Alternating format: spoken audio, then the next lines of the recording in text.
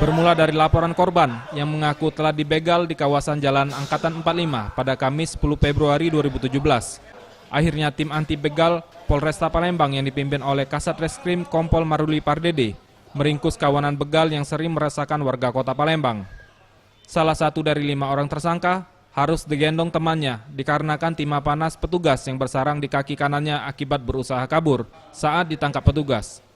Dari kelima tersangka memiliki peran masing-masing, yaitu 2 orang pelaku utama dan lainnya eksekutor.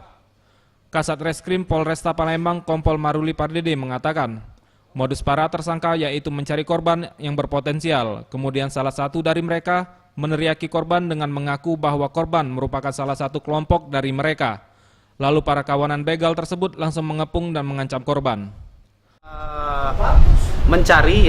Mencari korban, kemudian dengan berpura-pura meneriaki bahwa korban adalah salah satu kelompok dari musuh kelompok mereka, kemudian menghampiri, mengepung, lalu mengancam dan merampas kendaraan bermotor.